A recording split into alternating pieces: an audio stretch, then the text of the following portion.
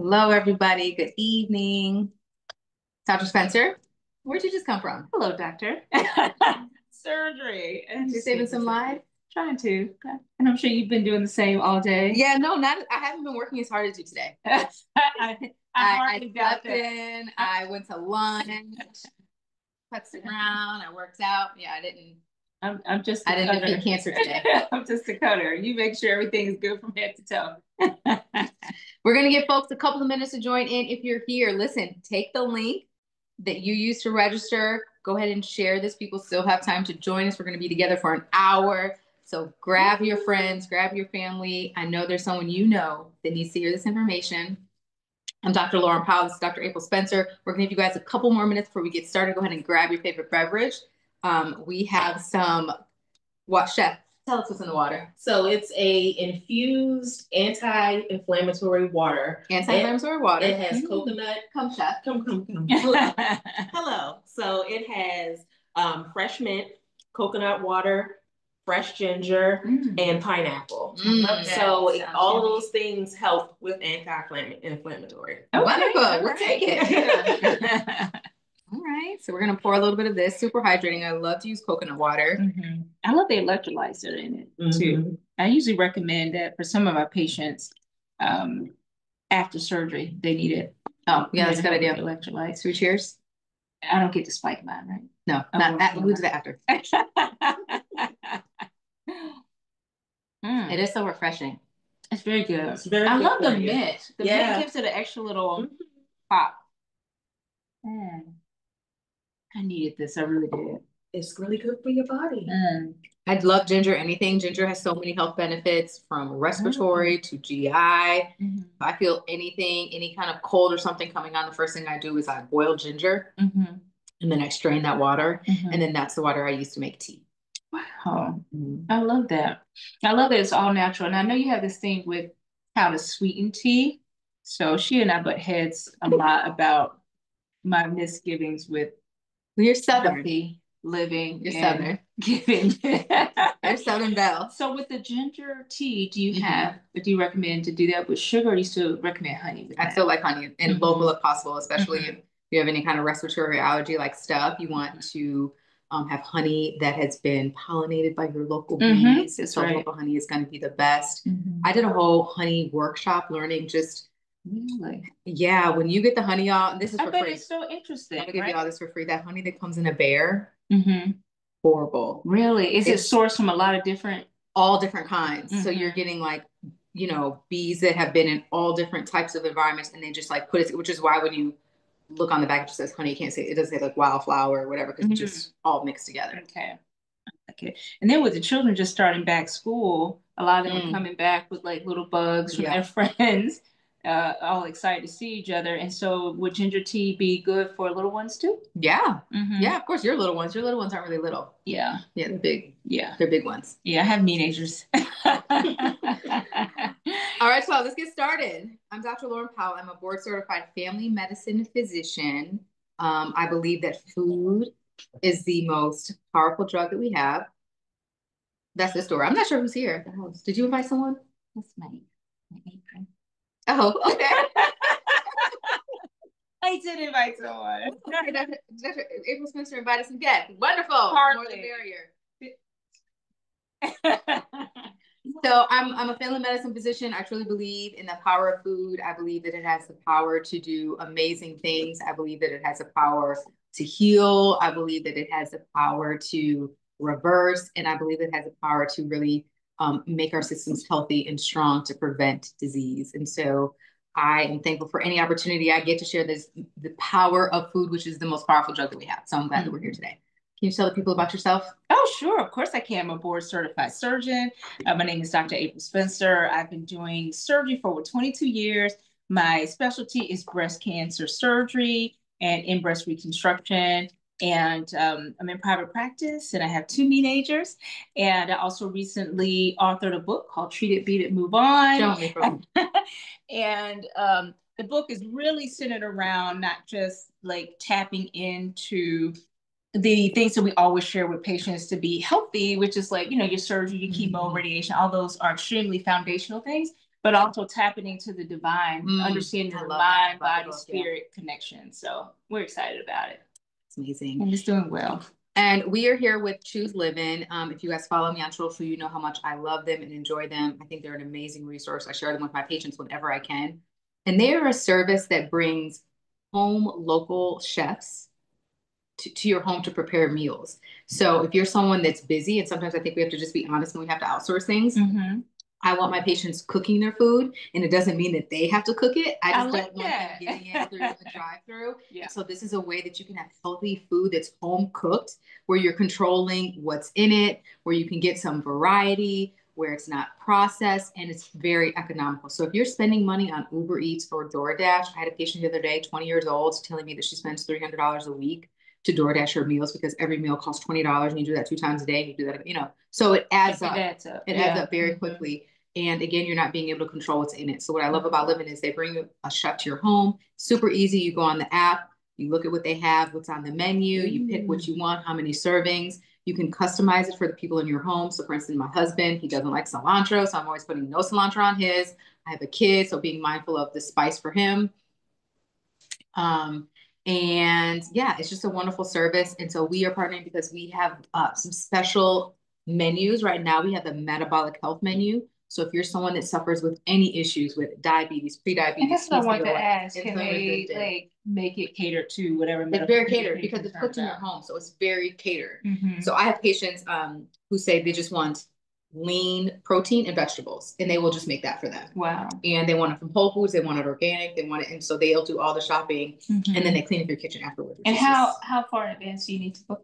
Not far advanced. Eric, what would you say? I mean, I booked and have gotten someone in 24 hours. So 48 is standard. 48 is standard. So okay, maybe I got it. But yeah, 48 hours. So it's great. I usually do it on a Monday. And then if by Wednesday I see there's some food left over, I start to freeze certain things. Like if I feel like we're not going to finish it by Friday, I just start freezing it. And then the next week I already have meals like already.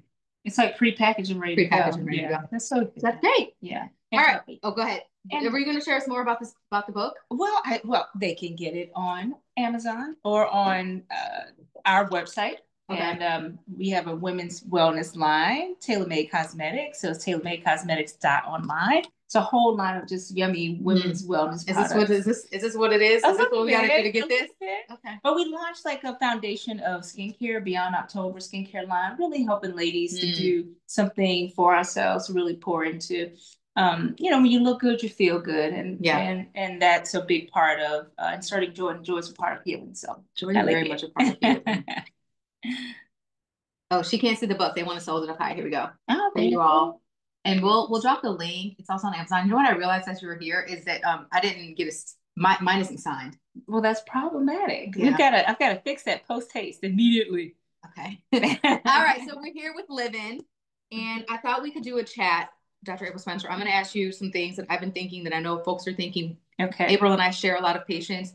She does amazing work. Her patients are obsessed with her. They love her. Thank you. And so I thought you would just be the greatest person to have this conversation with. We're a good team because you do a great job. And I always ask my patients when I tell them I have to go and they know how far it is. I said, do you want convenience or do you want results? You want results? You just see Dr. Lauren. That's fair. Pack a lunch and pack your patients. That's fair. I appreciate that. So I thought we could do a little chat and cook. All right, let's do it. Okay. So before we start chatting, I was thinking, Chef, could you just tell us what's on the menu so that people can get a little salivation going? Absolutely. So we're doing a butternut squash soup, and then we are doing a pan-seared salmon with some fresh herbs and a farro pilaf. So it has cranberries and toasted pecans in it, and then we're doing a roasted Brussels sprouts. Oh, okay.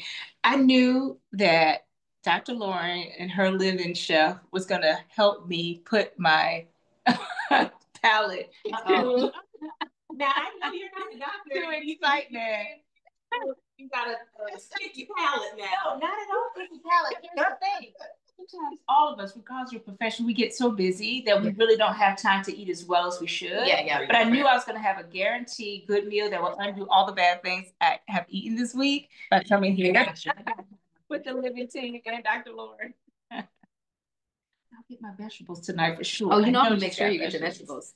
Okay, so Dr. Spencer, we know, cancer in general, I think is just multifactorial, right? In terms of like causes. What would you say some of the nutritional factors that may play a role? I think, cancer is multifactorial, especially as it relates to breast cancer. A lot of that is lifestyle. One of the things I share with patients when they say, can I not have sugar? And I know how she feels about sugar. And I say, it just depends on the type of sugar. Yeah. Sugar gets a bad rep. It's not a bad thing. Our cells need sugar to survive and to metabolize and to grow and to be healthy. But what is problematic is the increase in fat. And sometimes sugar can add to weight gain, and weight gain can increase our risk for many conditions, particularly breast cancer. And so it's more of a conversation about adding things instead of taking things away. So I share with women, and you've shared this with me, and I share with my patients, do honey instead of sugar, or try to limit the intake of processed sugars, and make sure that whatever you are intaking is something that is true farm to table when you can.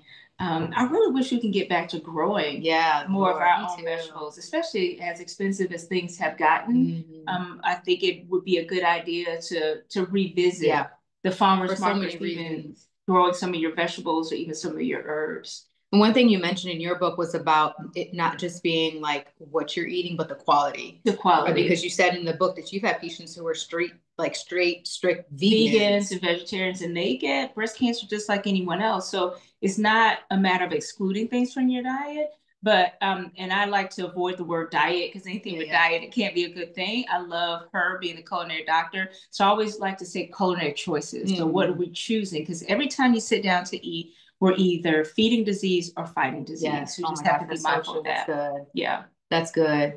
And so I also, nobody plans to get diagnosed with breast cancer, right? And so I feel like once you are diagnosed, and I feel like the hospital systems have a really good, like, if your mammogram gets flagged, it's like boom, boom, boom, boom, boom. And you were like in this funnel to get, the rest of the workup to get into treatment. So there's no time at that point to be like, okay, let me switch my eating. Let me try to eat better. And I think that's important because your nutritional status going into treatment can affect how you respond to treatment. Oh, absolutely. Tell me about that. Because that. One big thing about having a diagnosis of breast cancer, it is a very stressful disease. And so you are constantly, even prior to diagnosis, is in fight or flight. And so when you are in fight or flight, your body is not going to prioritize digestion. It's not going to prioritize, all these critical things to make sure you're absorbing the proper nutrients. In fact, it's going to do just the opposite. So when you get stressed, it's even more difficult to take in the nutrients that you need, because our immune system is compromised. And so again, a lot of those patients aren't thinking about, what am I eating? I'm just trying to live and survive. But lifestyle shifts need to change, because it's something that shifted in the internal environment. A lot of times it's external things that we're doing, seeing, putting in and outside, inside and on our bodies, and even environmental stress, and not just toxins, but toxic people. I'm just saying, because that can stress the individual. And a lot of times we don't understand that there can be micro stressors. Like people can be cancerous, our jobs can be cancerous, dysfunctional family dynamics can be cancerous. But we're talking about food. But I had to give the correlation to how body can be stressed and how that impacts how we are even able to get the benefits of the nutrition. That's fair. Yeah. I think also about just like the disruptions that grow on in our microbiome, and that how that can influence our response to treatments. And so just having like a healthy gut, which doesn't happen overnight. It has to be like this ongoing thing that you're nurturing. Even I remember talking to this one oncologist, and he told me that the people he sees do the best are the people that had a pretty quality diet and health status before they were diagnosed. They've made deposits. And that's what I share with my patients is you got to make mental, physical, and emotional deposits, because one day, if we live long enough, and that's what we all want, we're going to have some compromises to our health and have some health challenges. But if you've been exercising and eating well, you at least have the foundational things that put your body for success to tolerate your treatment and the disease a whole lot better. Yeah. That's good, April. Yeah. Should we taste course one? I feel like that's a good time to taste course one. And we can kind of talk about. So it's a butternut squash soup. I think It's fall, so butternut squash is great. I think and it's in season. It's in season. Eating seasonally, I think, is really, really important, because I think if you eat what's in season, you're ensuring you get kind of like a diverse nutrient profile versus eating the same thing all year long. So taking advantage of the butternut squashes and the things in the fall is great. And we talked about, right, not all carbs are bad, right? Butternut squash is a carbohydrate, but it's a complex carbohydrate. So we're getting lots of fiber. We're getting antioxidants. We're getting vitamins. We're getting minerals. It's going to be very nutritious. I think soups are also a great thing when somebody is undergoing cancer treatments. A lot of times their palates change. It does. And their taste profile and how they take in sugar and salt in terms of what that tastes like. How do your patients feel about like looking at the packaging to see where something has come from? Because I share with patients, I'd much rather you get, if you're going to eat meat, you know, get it where it's from, maybe Colorado instead of Argentina, or if you can get avocados that are a little bit more close to like California versus getting them that's far away, where they've had to get on the truck, in a plane, in a train to get that for so long. So in season, but also to just look at the packaging to see where the produce is coming from, because people can say, hey, I'm eating vegetables, but those vegetables were harvested 6 months ago. And so, you know, if you can't get oranges from Florida, it's right next door, wherever you live, just try to make sure you do the farm to table as much as you can when you're just making the selections of the fruits and vegetables and even the meats that you're taking in. That's so true. That is very true. I remember Dr. Jada was telling me about some salmon that came from China. And I was like, what? Like, why? Why? That's like not even necessary. Like, right, we can get that locally, but just the food industry, and it's a whole nother topic, but just that is good. I think that's important to just kind of know where your food is coming from. Someone asked, what kind of test can show whether the microbiome is healthy? I mean, I think there's a lot of different tests these days, but I think you kind of know if your microbiome is healthy. Like, how do you feel after you eat? Are you feeling super bloated? Do you have abdominal pain? Are you having regular bowel movements? A lot of people don't know that we have a lot of immune cells in our gut. So if you're someone that's always getting sick, you have to wonder, like, what's wrong with my immune system? Is it being compromised in such a way? And there's a lot of immune cells in my gut. So I think 85%. I was gonna say 80. I couldn't remember. Yeah. So there's a lot. So I think that's really important. So how are you overall responding? How's your immune system responding to stressors and viruses and colds and things like that? Are we ready to press through? Yummy. Let me get to spilling. Sorry. April got an apron delivered to the house. I don't know. Thank you.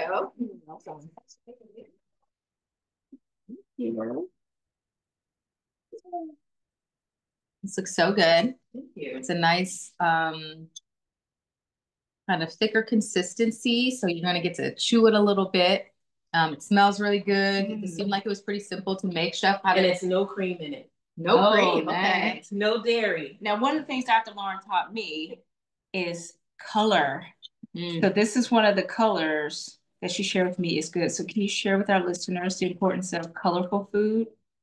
Yeah. I mean, I think a meal should have at least 3 different colors. So good. Because what I like to tell patients, just the easy way. Some people will say, well, how do I get vitamin A? And how do I get vitamin B? And how do I get vitamin C? Vitamins tend to travel in colors if you think about it. So if you're getting multiple colors in your meal, then you're getting multiple vitamins and minerals. That's just like an easy way. I like that cheat sheet. This is very tasty, right? It is absolutely yummy. Thank you, ladies. This is good, savory. You know who would love this? Dr. Jada. She loves soup. She already has. Well, we know who's gonna get the leftovers. Okay. So let's talk more about foods that we want to see people eating, either in just decreasing their overall risk and just anyone who, unfortunately, if they have a diagnosis, like what are things that we really want them to be eating? I think something like this is great, right? Yes. It's very nutrient dense. We're getting lots of nutrients and a low amount of calories. What other things? And we can't just we can't forget about the importance of staying hydrated. Water, and what I love about coconut water is it's almost equivalent to what we would give in the IV in the hospital in terms of the electrolyte balance. So it's really good after surgery. It's really good during treatment to just stay hydrated. So of course you want to consider water, but if you want to replenish your electrolytes, this is a nice way to do it. And then you can definitely add some sort of flavor to it that's low sugar content. versus like a Gatorade, Yeah, you know, right. I love that she put the pineapples and the mint in it. The other thing that's really important, again, is just adding things. So I say just add lots of fresh fruits and vegetables, make sure it's as local as possible. And I know it's just unsustainable for many people to eliminate meat from their repertoire of eating, but I would say just have a meatless Monday, or just have a day where you're dedicated to, let's say, a vegetable-based soup. Yeah. And go from there. The other thing that's super helpful is the Mediterranean diet. Yeah. So the Mediterranean, we know that there's a lot of data from blue zones where people live very, very long. And it shows that those people have a higher longevity because of the Mediterranean diet, which is mainly fish and olive oils and nuts and seeds, exactly, and unsaturated fats. Very minimal, like dairy, very minimal red meat, very minimal. Like I think they still drink wine though. They do still drink wine. That's why that's the only way you diet. What's your favorite wine? I love a red blend. No, what's the name of the one that you love? Chocolate Block, and then there's Bell Gloss. Where is that? In California. Yeah. What is your thoughts on alcohol and cancer? That's a great question. I get that question a lot, actually. So alcohol was just added as a carcinogen by our current Surgeon General. And so we know that alcohol can impact body and disease, and it can increase your risk of many cancers, including breast cancer. So we just recommend that people just do in moderation. And so just be mindful of that. And again, every time you sit down to eat, you're either feeding or fighting disease. Or you now, what does moderation mean? Because people think that so moderation is relative, because there's some cultures, they have wine with every meal. Yeah, if you eat 3 times a day, that's 3 glasses. So usually just a few ounces, because you can't say the number of drinks, because one drink could be, I'm a heavy pourer. Yes, you are. Yeah, so usually recommend just like at least like maybe 5 to 10 ounces. Okay. And let that be it for your intake that day. Okay. You don't want to overindulge, because it can, the alcohol can be carcinogenic. Now there are some mocktails, and there are also some alcoholic beverages that will bypass the liver, and that's there's preliminary data says a little bit healthier for the body. So we have to look more into that. So if someone is like, well, I drink liquor, this is what my dad likes to say, like liquor. He drinks his liquor. Yeah. But he doesn't consider like wine alcohol. So he thinks like that's doing better. Yeah, because the metabolic pathway is still the same whether your dad's a liquor or wine. So he just need to be mindful of how much of that he's taking in, and then to stay hydrated too, so they can not compete with water. Yeah. And another thing, like when I'm talking to my patients about decreasing their alcohol consumption or monitoring it, they like, so say I'm like, okay, and we try to make it a conversation, right? So if they're drinking every day, I say, okay, listen, can we just reduce it a little bit, right? Can we do, instead of 6 to 7 drinks a week, can we do 3 to 4? Can we reduce it to that? And they want to do all of it at one time.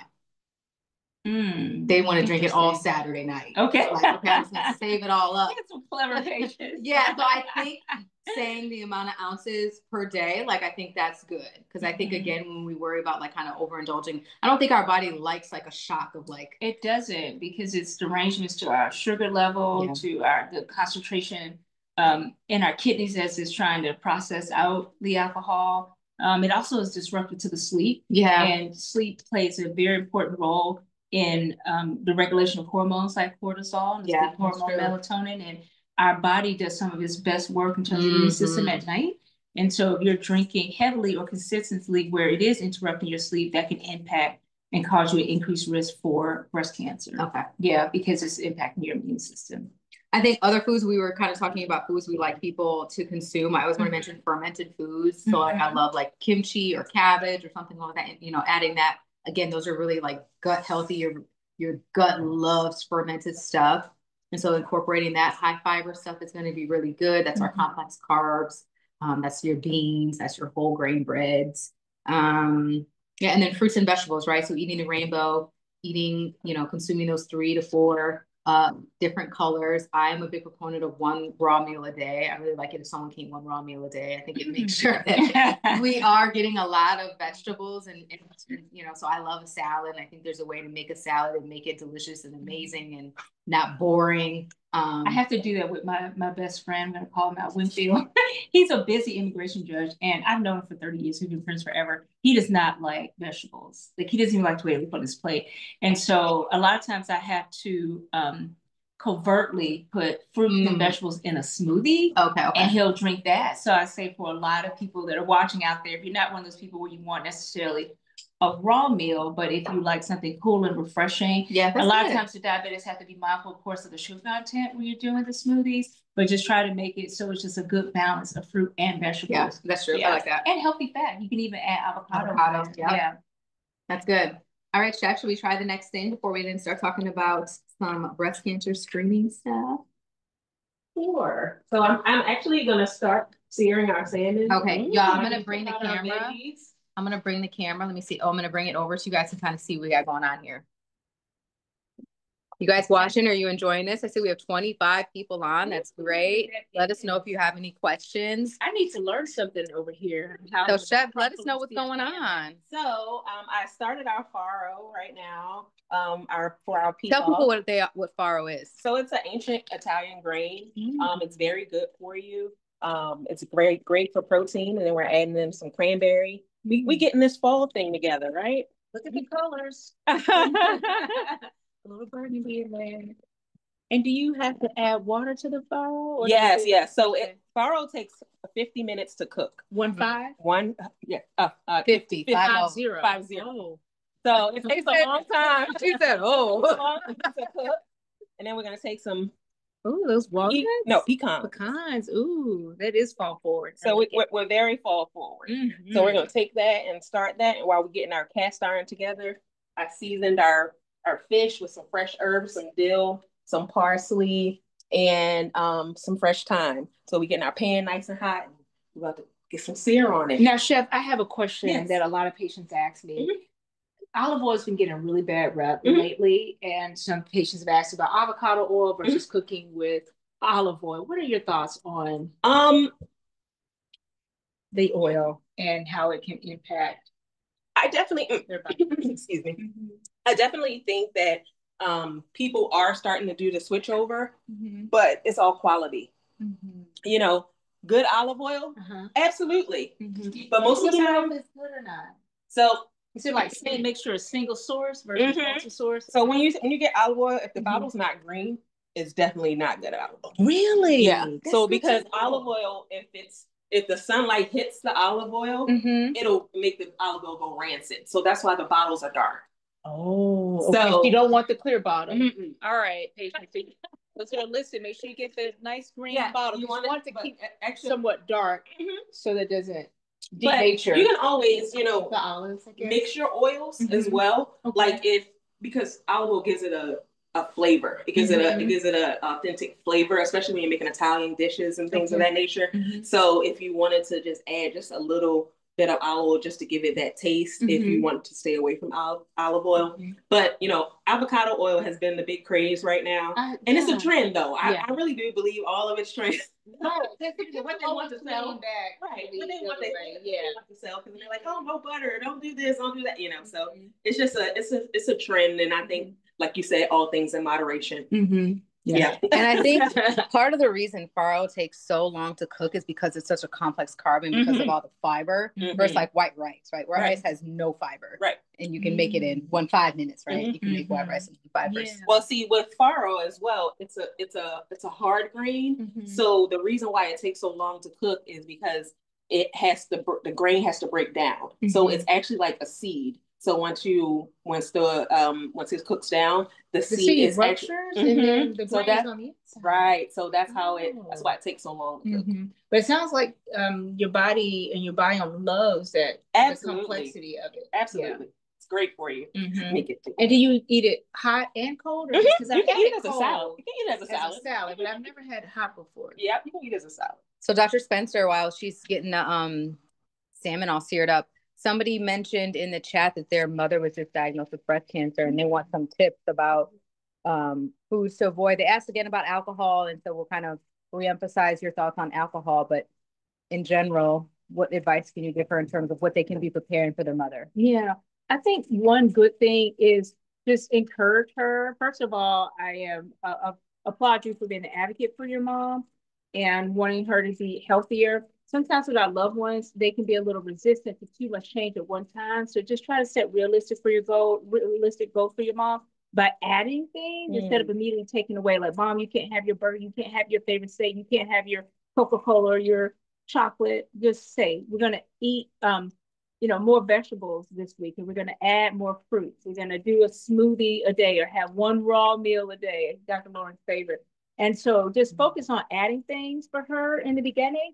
And then as you begin to add things, then you can say, okay, mom, if you try to avoid processed foods, which is usually in the center aisle of the grocery store, if we could get our meats and make sure those meats are locally sourced. Let's go to the farmer's market. Make it fun, make it interactive, make it a joy by just adding and not taking away from her during this challenging time. And that way she can still be healthy, but it'll be sustainable and it won't cause her to feel like she's being antagonized. Yes, that's good. Some people don't want to hear all the stuff they can't have. Like, girl, I'm trying to fight cancer. You're telling me I can't have. Yeah. So that's good. Somebody else had a question about the oils, and I think it's important to know that, different oils have different heating points. They asked about oils for cooking versus oils for sauteing versus oils for frying versus oils for like a finishing oil. That's a great question. Yeah. So do you have, chef, certain recommendations in terms of oils you like to cook for different things? Yeah. And so it depends on what you're cooking. So like grapeseed oil has a very high burning point. So extra virgin olive oil, the cooking point is not as high. Oh, it's so beautiful. Look at that. Oh my God. Look how perfect that is. So then now once we get our turn, we want to turn it down just a little bit. And so you just do salt and pepper and herbs like dill. So you turn it down or up because it's on high now? Just so you want to make sure. There we go. Down. And chef, can we look in the middle to see the temperature, like see how pink it is and how pink it is? We want to get a good sear on our presentation side. That's what we call it in chef world. Our presentation side, we want to get a good sear. And then also you can see now that it's starting to turn a little bit of a lighter, instead of that clear pink, a little bit. So that means it's cooking. So that means it's almost done, but we're still in the almost fishy stage kind of. But, we definitely don't want to overcook salmon. Yeah. It gets dry. Yeah. Now, what are your thoughts on wild caught salmon versus farm-raised salmon?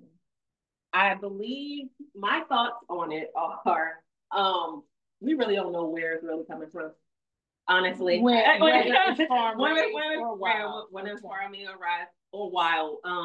But I do believe that, wild caught tastes better. Than farm raised. It has a little bit more of a better flavor profile than red farm raised fish. And then the farm raised fish tends to be a little bit more fatty, isn't it? Because they're not having to swim against the current. They're not having to. They're not as lean. So they're not as lean because they are in a pool. Right. So they're not out in the wild swimming and exercising, just like beef. Why they tell you about different, beef. When Wagyu, why it's so fatty, because they don't move. They stay in, they graze in small areas. They don't do a lot of moving. So that's why Wagyu is a little bit of a fattier meat. Why is it more expensive? For you? Because they're hand massage. No way. Yes, that's why. Yeah, so that's Wagyu. Like, for the massage. Yeah. Okay. They're fed special grass-fed foods and things of that nature. So that's why it's more expensive. Quality. Oh, it's definitely. Oh, it's like butter. Oh, it's good. Oh yeah. But it's good. At least I know. I'm paying for the massage. You're paying for the massage. You're paying for them to be in a good environment. But that's with all wild caught, organic, and everything, because you're paying for the extra care that they're putting into the animals. Yeah. So again, it's just the source, whether it is true farm to table, whether it's beef, pork, fruits, or vegetables. You want to make sure that it's humanely and also just from fresh, local, and local ingredients are always better than anything that you got to get from. They got to go on a truck, and they got to be preserved, and it's under refrigeration, and then it goes into the the grocery store, and then it's so it's just a long process. So I definitely recommend farmers markets all the time. Just have pack of coat in there. Someone asked about getting the recipes, and yes, Livin's going to make them available. You guys register to get an email with the recipes. Dr. April, dark chocolate versus milk chocolate. Dark chocolate. Why? Milk chocolate tends to be a little bit more high fat content. And so again, we want to emphasize making sure we take in healthy fat. And also the dark chocolate has antioxidants, and the cocoa that's in the chocolate is more concentrated with the percentage of like with the dark chocolate. Usually the darker the chocolate, you have a higher rate of cocoa and a lower rate of fat. And so again, our goal is to try to minimize the unhealthy fat. And so the dark chocolate tends to have a healthier, tastier profile. Yeah. And there's usually less sugar. I feel like milk less chocolate sugar and less dairy. Oh, it's a whole lot less sugar. And white chocolate isn't chocolate. What is it? No, it's the fat from the chocolate. No way. That's why milk. That's why milk chocolate is so sweet. Because it's sugar and the milk from the chocolate when they're get out of town. So it's not really that much cacao. Oh my gosh, it's good to know that. See, that's why we have professionals. It's good to have a smart Steph, what do you like the most about helping people eat healthy and coming into their home and prepping their meals for the week? What do you like most about that? It's a certain satisfaction that I get because I know all of my clients' stories, and like what I'm bringing to the table for them, taking something off of their plate. They're all busy professionals. They have kids that are in multiple sports. They really just don't have time. And so that is the luxury of having this service, that you can provide that for someone that can't, you just don't have it in there. It's okay to outsource. It's okay. Hey, it is okay to outsource. Do you cook for yourself? I cook for myself, yes. Do I cook that often? No. For myself, because I'm always cooking for everybody else. Yeah. So oh, that is so beautiful. So I see that you're cooking with a cast iron skillet. Is that one of the better types of skillets to cook with? Absolutely. And then it gives it a great sear. And it gives you a nice crisp taste to your fish. Or any kind of protein that you're putting on there. And it's it's a healthier cooking than anything that has BPAs and all that kind of stuff. Also on the different types of pans. So sometimes you'll see people say, oh, you don't want this type of pan, you don't want the coating to make it stick. Right. But sometimes cast iron is not practical for every type of dish. What are your thoughts on that? Well, if you take care of your cast iron, it can be nonstick.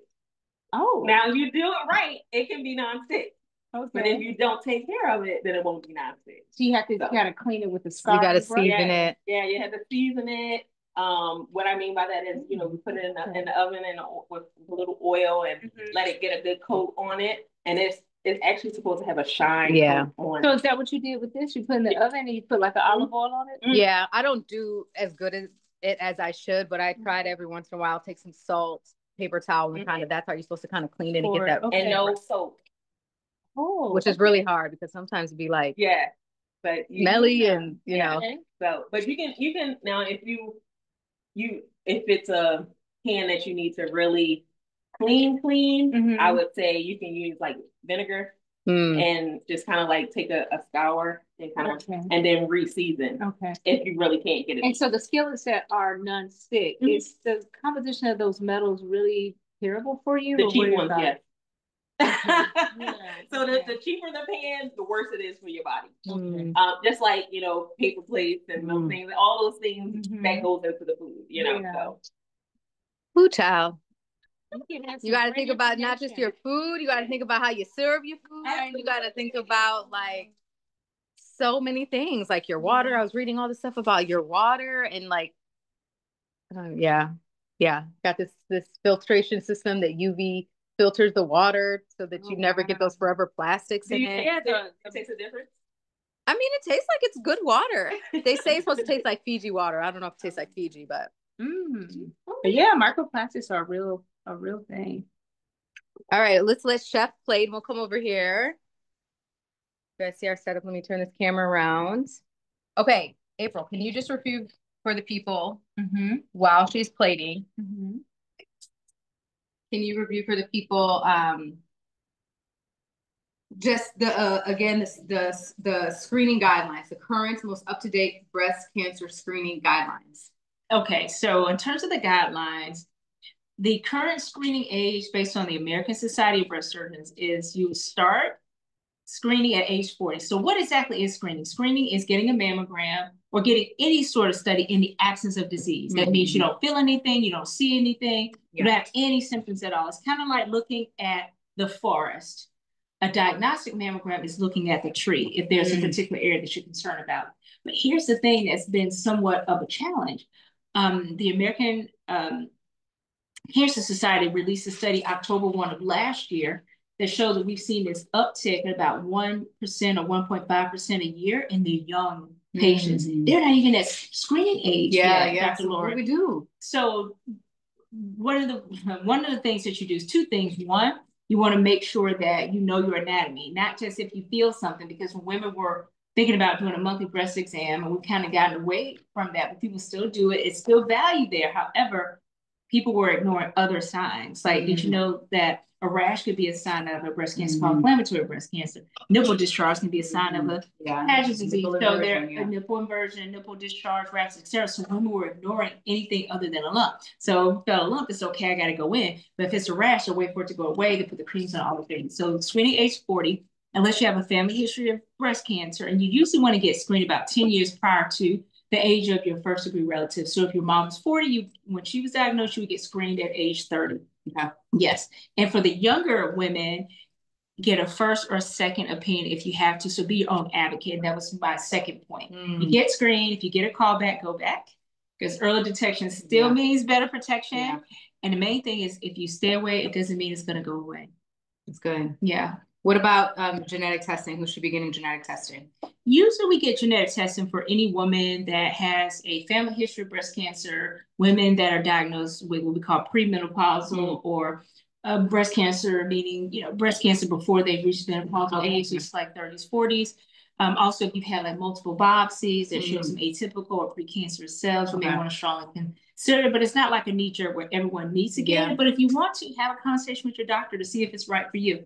But here's the thing, only about 5 to 10% of women that get tested for the breast cancer gene are actually positive. The other is lifestyle, things like this, what we're eating and making sure that we're staying active and minimizing our stress and getting more rest. What about women who keep putting off put off mammograms and breastfeeding because, childbearing and then they have a kid and they're breastfeeding and then they have another one? What would you say to them?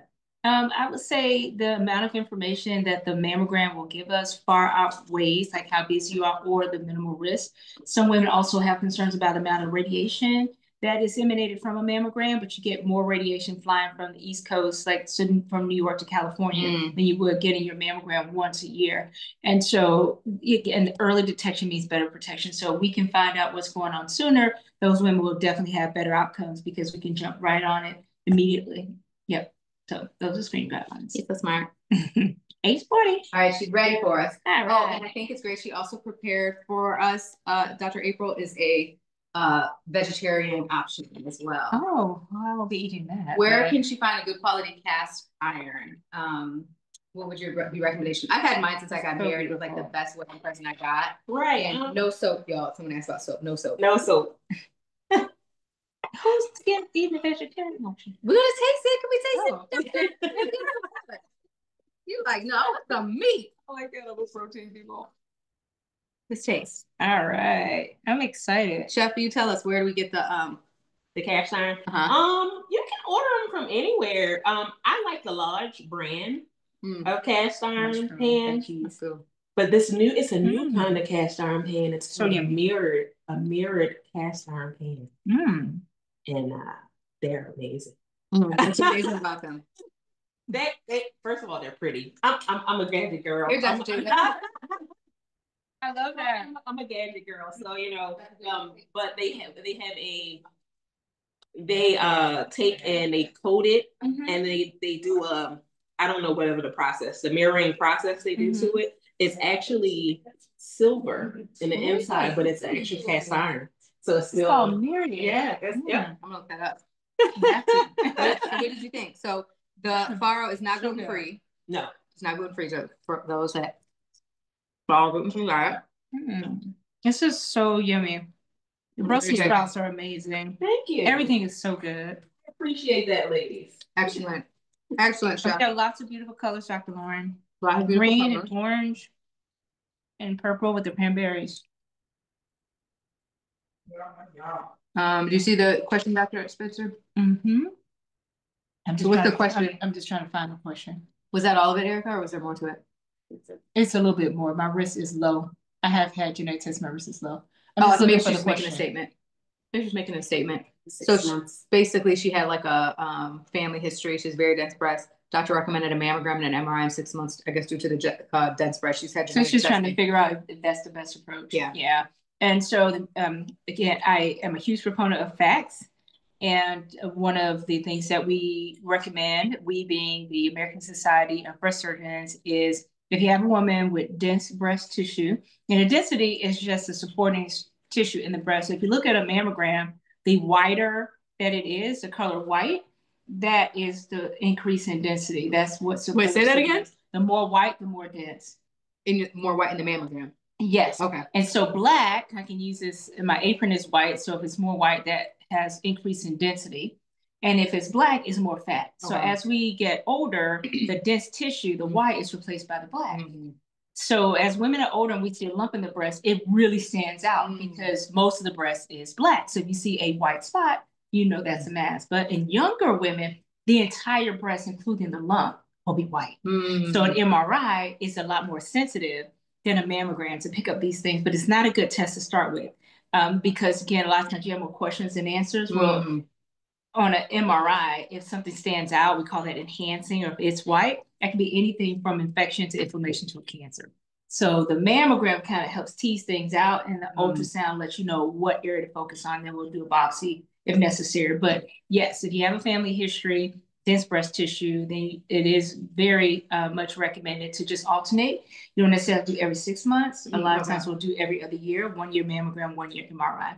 And your insurance company should pay for that.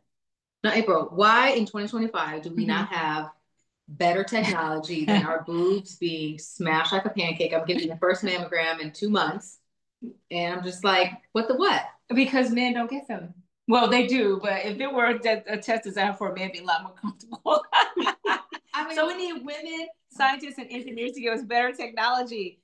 So that you bring up a great question because a lot of people say, well, I don't want the risk of the radiation with the mammogram, and it's very, very tender, so I'm going to get thermography. So thermography, as the name suggests, therm, picks up heat. Cancers are cold, so if you have a cancer, your thermogram is not going to pick up that cancerous lump as well as a mammogram. What it will help pick up is things that are hot, like an abscess, like inflammation, like fibrocystic, but not necessarily a cancer. So I still want to encourage women to do the mammograms in a traditional way. The other thing is we have better techniques, and so that it's a little bit more comfortable. And oftentimes it's technician dependent because I know it could, you can get someone that's like, but others can be a little bit more gentle in how they position the breast between the plate. But it's temporary pain. No pain, no gain. There's like no gentle way to say that, like breast between the plates. It's just a gentle discomfort, but the amount of information that it give us can save our lives. It's invaluable. Just a few seconds of discomfort. Just think about the few seconds of things that we do, but it gives us good results. If you get your eyebrows waxed or threaded or, all the things that we do to, look and feel our best, oftentimes it may not be as comfortable. Those nice shoes that you absolutely love, but your toes are like uncomfortable. So we can do it. Yeah. Thing, women, we got to get mammograms, we got to do pap smears. It's just, it's It's job of being a lot of women ask me when should they stop getting mammograms, and like there was a nurses study that showed that up to age 70, because there really wasn't many that were enrolled after the age of 70, is where we cap. But I have many patients that are over 70. I have octogenarians or women over 80, and they still get their mammograms. And I encourage, listen, if you still want to get your mammogram, I'm not going to stop you from getting your mammogram. Yeah. And I've had women diagnosed with breast cancer in their 70s and 80s and 90s. And had they not been getting mammograms, it wouldn't have been detected. I'm a proponent of to keep getting them. I mean, people are living so much longer. They are. Yeah. All right, you guys, we're going to wrap up. If you have any last minute questions. It's been so much fun. Yes, we are here with Livin. And we are, someone said this is impactful. How do we get contact with the chef? Livin, please send the link, email now. Sure. It's coming, you guys. It's coming. Follow communication. Listen, if you like this, please let us know. I'd love to, meet with you guys, and we can talk more about all other disease states. We can talk about food and hypertension. We can talk about food and diabetes. We can talk about food and food affects so many diseases. So if you guys like this, if you want to see more of this, please let us know. Livin, again, hosted us, and they created some delicious cancer-fighting foods that is full of flavor, full of fiber, and anti-inflammatory. If you are someone that struggles with cooking your meals, but you know that eating well is important, if you have a family or friend that you want to gift them, I feel like this would be the best gift ever to gift to a friend or family member. And especially if someone's been recently diagnosed and they're not able to cook for themselves or want to learn better ways to cook and make their life a little bit easier during the journey is great. Someone just asked me about mammogram, the 3D versus your traditional. Most imaging centers do 3D now. Yeah, now it's like, and it's also computer assisted. Some people are a little apprehensive. It's like AI, but we've always had some computer assisted diagnostic. We're honing on these little subtle things, and so the digital mammography is very helpful at catching very dense breasts. And again, most imaging centers offer that. In terms of culinary choices during chemotherapy, again, just adding more fresh fruits and vegetables is the key.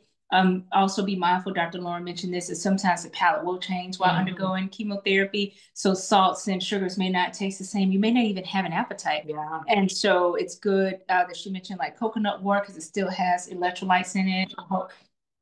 Keep things balanced and hydrated, as well as keeping your electrolytes in focus, but also to just make the fruits and vegetables fun. You can do it in terms of smoothie or just having an outing at your local farmer's market to get things that are dense.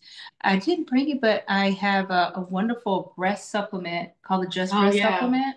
And it is absolutely fantastic. Yeah. Tell them what's in it. Turkey tail mushroom, which helps increase your natural killer cells, which is our body's kind of Pac-Man or cancer fighting cells. It helps increase that. There's melatonin in it. Most people know that as a sleep hormone. It does promote it, but it's also anti-inflammatory.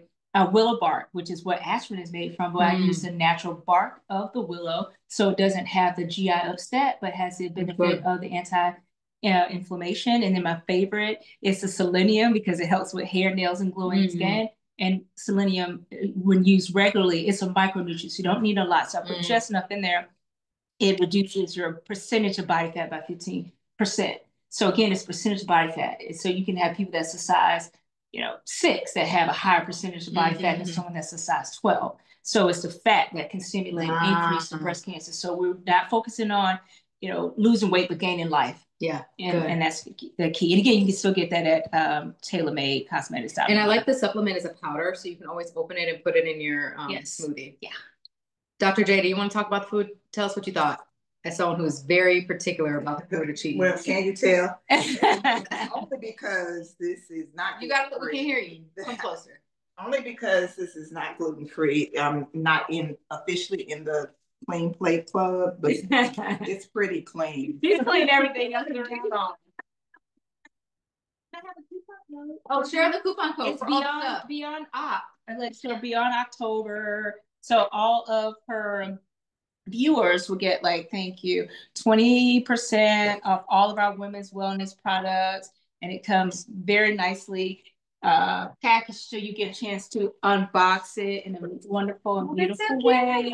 And it's just really encouraging women to take care of themselves in terms of what they're eating and what they're putting in their bodies beyond October year round. That's good. And people are always wanting to be mindful of the products they're putting on their body and how it's affecting them. And you all want clean stuff. And so knowing that it's something made by Dr. April Spencer, you can feel very confident about it. And then I love that it's called Tailor Made because that's the baby. Yeah, she's not such a big baby. She's driving now.